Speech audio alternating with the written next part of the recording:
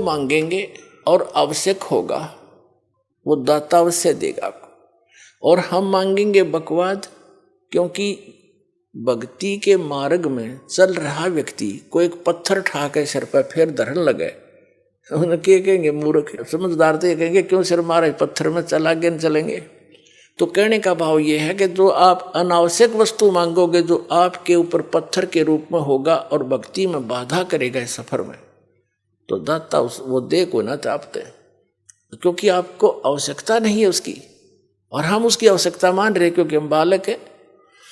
तो इस प्रकार पहले दास चाहता है, बुद्धिमान समाज है, बहुत सावधानी से सोचना पड़ेगा आपने, जो किस लिए हम माया इकट्ठी करते हैं, कोठी और कार बनाने के लिए, और बेटा और बेटी के ब्याह में बकवाद करने के लिए, व्यर्थ का खर्चा करने के लिए, और ये वे मतलब के त्योहार चोर बनाकर बम पटाखे बजाकर फंड करने के लिए।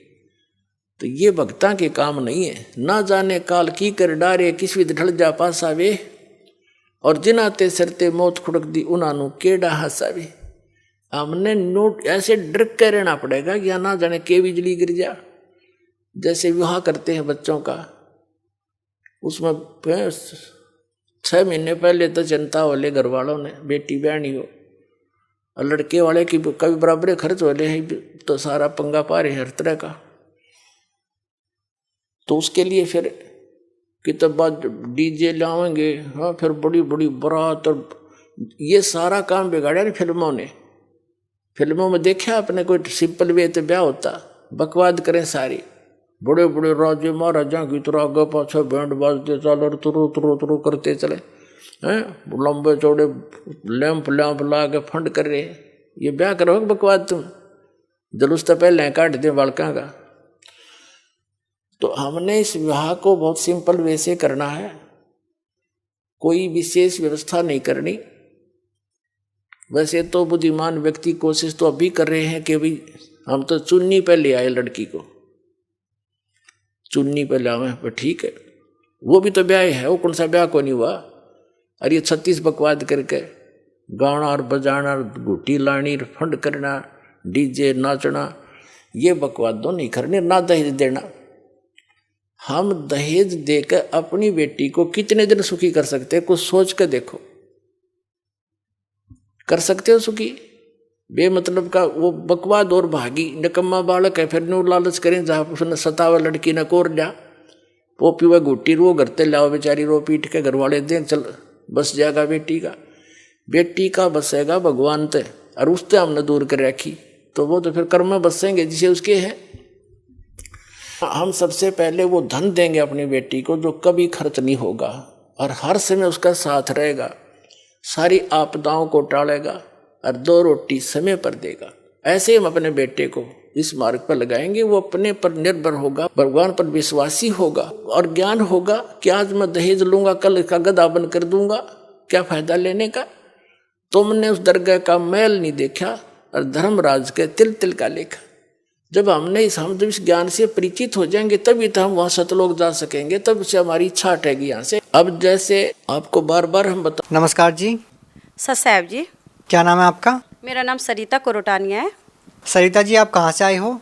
मैं अमेरिका से आई हूँ, पंजाब में, हम होशियारपुर से रहने वाले हैं। जैसा कि आपने बताया कि आपके परिवार में भूत प्रेत की बाधा थी, आपने अलग अलग साधनाएं भी की, लेकिन उनसे आपको कोई लाभ नहीं मिला, और उसके बाद में अपनी समस्या का हल निकालने के लिए इंटरनेट पर आपने अलग अलग बाबाओं को देखा, और आपने देखा कि संत रामपाल जी महाराज जी एक ऐसे संत हैं जो सबसे अलग ज्ञान देते हैं। तो फिर इंडिया में आकर आप संत रामपाल जी महाराज से जब नाम दीक्षा लेते हैं, तो फिर आपको क्या लाभ मिला?